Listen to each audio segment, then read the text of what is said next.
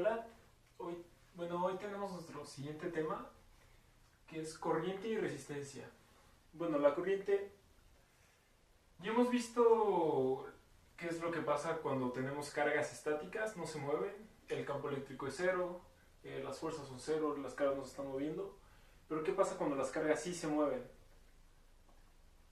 Digamos que tenemos un cable de metal, usualmente. Bueno, esto es importante, que en los metales, porque en los metales los electrones son libres de moverse. ¿Qué pasa si en general los electrones se mueven libremente a velocidades incluso de a 10 a la 6 metros sobre segundo, en direcciones al azar, en un sólido cristalino, como lo son muchos de los metales y como lo puede ser un cable? Eh, Usualmente estas velocidades no podemos controlar a dónde se van. Sin embargo, si ponemos un campo eléctrico, eh, pues positivo, perdón, negativo, estos electrones serán repelidos. Seguirán yendo en una dirección, pues más que nada al azar, pero este campo eléctrico va a generar una fuerza que es equivalente a campo eléctrico por la carga. ¿Ok? Entonces esta fuerza va a hacer que haya una pequeña velocidad, que tenga un pequeño cambio de velocidad la partícula. Esta velocidad se llama drift velocity, me parece que se llama velocidad de deriva en español. Esta velocidad hará que se vaya moviendo un poco alrededor de este sólido cristalino. Porque recordemos que los materiales sólidos están hechos por lattices de iones formados de una manera ordenada. Y si bien estos iones no se mueven, los electrones, que son mucho más pequeños en los metales, son libres de moverse por ahí. Y bueno, la corriente es algo muy importante porque es la base de todos los elementos, de todos los aparatos eléctricos que utilizamos hoy en día. Por ejemplo, radio, televisión, computadoras. Las computadoras tienen cargas en el orden de, bueno, como ya veremos, microamperes. Las televisiones en el orden de microamperes, picoamperes, o a las computadoras, perdón. Bueno, ¿qué es esto de un ampere? Bueno, vamos a tener que en este espacio podemos tomar una sección de nuestro cable. Podemos saber que la cantidad de carga que pasa por esta área en un momento va a ser Q sobre T. Esta es la definición de carga. ¿Cuánta carga total pasa por este espacio en determinado tiempo? dQ sobre dt. I. ¿Ok? Ahora, esta velocidad de deriva es, digamos que esta es la trayectoria normal de un electrón sin el campo eléctrico. Podremos causar un pequeño delta en la distancia, una pequeña diferencia en la distancia debido a los campos eléctricos.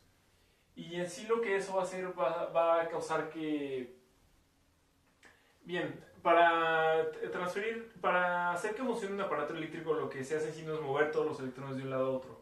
Lo que se hace es llevar la energía por medio de esas. Sabemos que esta energía si bien los electrones no se mueven de un lado al otro a la velocidad de la luz, lo que sí se transfiere de un lado a otro a casi la velocidad de la luz es esta energía que se transfiere de electrón en electrón cuando se van moviendo por ahí. También tenemos que, bueno, debido a esto van a ir vibrando los iones del sólido cristalino y esto va a causar un incremento de temperatura, que es una consecuencia de la corriente. Y bueno, la razón por la que no salen volando del el cable, los electrones es porque esos iones, que son mucho más gigantes, los mantienen pegados ahí, a esos pequeños electrones. ¿Ok? Bueno, ahora para saber, otra forma de saber cuánto carga pasa por un tiempo, por un espacio en un determinado tiempo, tenemos n, que es la densidad de nuestras partículas. Puede ser cualquier partícula en realidad, pero en este caso estamos usando electrones porque estamos viendo la corriente en cables. Pero también puede haber corriente, digamos, en un plasma. Si bien en la corriente, en la mayoría de los casos, o casi todos, son cargas negativas, en un plasma puede haber cargas negativas mezcladas con iones positivos, por ejemplo. Así que no es exclusivo, por eso n es definida solo como las unidades algo sobre metro cúbico. En este caso tendremos electrones sobre metro cúbico. Tenemos esta densidad de carga y bueno, sabemos que va a recorrer una distancia, velocidad de deriva por dt en un pequeño espacio de tiempo. Una pequeña carga de Q. Dq va a ser igual a esto por el área que tengamos en nuestra sección por nuestra densidad de electrones. Esta es otra forma de definir la corriente que pasa por un cierto punto dado cierto tiempo. Esto lo podemos igualar a nuestra corriente.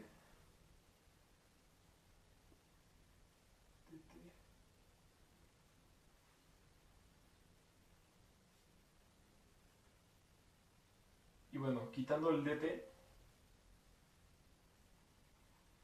sabemos que nuestra carga total que pasó fue esto. Entonces, dividiéndolo entre dt, tenemos la corriente otra vez. La corriente es equivalente a esta. Velocidad de flujo por el área seccional por la que pasó, por la densidad de partículas que tenemos. ¿Ok? Ahora de esto, otra cosa que tenemos es la densidad de corriente, que es definida como J, y es corriente sobre área, que es igual a Ed por M. Y esto nos dice cuánta, bueno, en un espacio de área, cuánta corriente tenemos, cuántas partículas están pasando. Ahora, la diferencia entre la densidad de corriente y la corriente en sí es que esta va a ser igual en todo el cable, independientemente de si es corto, del material que pueda tener, etc. Esa corriente se va a mantener constante, pero esta no.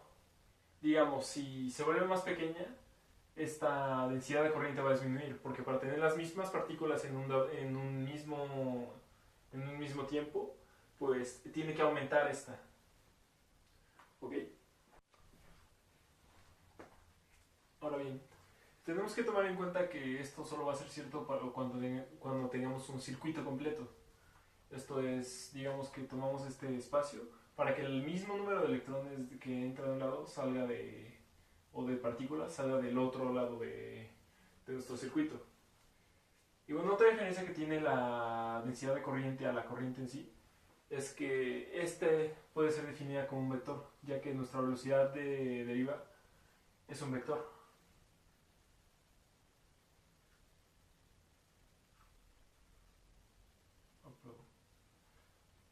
Perdón. Lo dividí entre área, Q a N. Le borré la Q aquí. Faltaba. Pero bueno, básicamente nos describe la dirección de nuestra velocidad de deriva. Va a ser la dirección a la que tengamos nuestra corriente.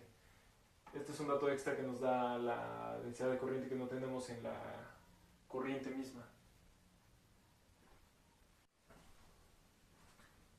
Ahora bien, hay algo llamado la resistividad que nos indica qué tanta densidad de corriente vamos a tener dependiendo de nuestro campo eléctrico. Esto es una relación bastante compleja entre estas, pero por lo general se puede ser descrita por la ley de Ohm, que nos dice que la resistividad va a ser igual al campo eléctrico sobre la densidad de corriente generada. Que bueno, esta es una relación que, si bien no es completamente precisa, es bastante acertada y nos dice básicamente cuánto campo eléctrico necesitamos para generar cierta corriente. Y bueno, pues ya sabiendo lo que es la resistividad, tenemos que la resistividad es dependiente de la temperatura, ya que mientras mayor sea la temperatura, más van a vibrar los iones del sólido cristalino. Por lo tanto, van a comenzar a chocar los electrones.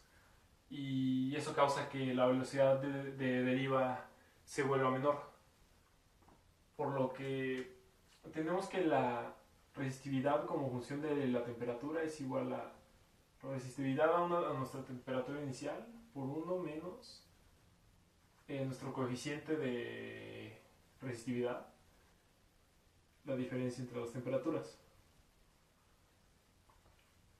Es importante notar esto porque se ha mostrado que a temperaturas muy bajas llega a un punto en el que la resistividad se vuelve casi cero.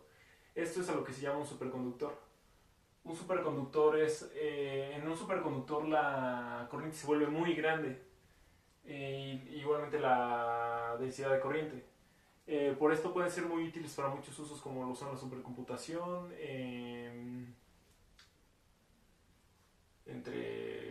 entre otros, porque pues sí, tienes un superconductor, te puede dar mucha energía en poco tiempo. Ahora que sabemos lo que es la resistividad, bueno, podemos imaginarnos que tenemos un cable cerrado con una diferencia de voltaje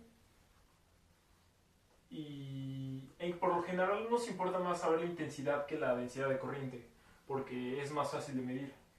Entonces, podemos relacionar el voltaje, la intensidad de corriente y la resistividad por medio de la llamada ley de Ohm.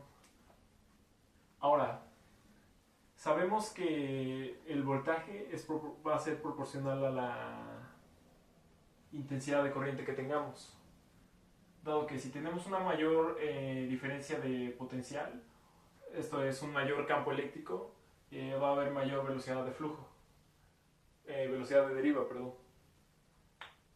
Entonces, sabemos que el campo eléctrico, que el voltaje, perdón, es igual al campo eléctrico por una distancia L a través de este cable, digamos. Y tenemos que nuestra resistividad es igual al campo eléctrico.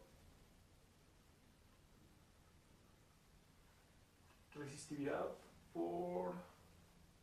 Ah, no, perdón. Tenemos que nuestra densidad de corriente, que nuestra intensidad va a ser igual a la densidad de corriente por un área. ¿Ok? Ya sabiendo esto, podemos definir esta constante de proporcionalidad que nos falta del voltaje e intensidad como los que se llama resistencia, que es dependiente de nuestra resistividad por la longitud sobre el área. Esta resistencia es la que nos va a decir qué tanta intensidad de corriente nos va a dar cierto voltaje en un circuito cerrado. Esta es una de las leyes más usadas porque nos da una buena aproximación a la intensidad que vamos a tener a temperatura constante, con resistividad constante y campo eléctrico uniforme a lo largo de todo el campo eléctrico, a lo largo de todo el cable. Y en general esto es lo más importante acerca de las corrientes. Esta es una ecuación muy importante. Tenemos las resistencias, tenemos el origen de las corrientes, tenemos la velocidad de deriva de los electrones, densidad de corriente Y bueno, ¿cómo es que se pueden mover? Puede ser por metales, a través de un sólido cristalino, o puede ser por otros medios. Pero en general estas partículas son escritas por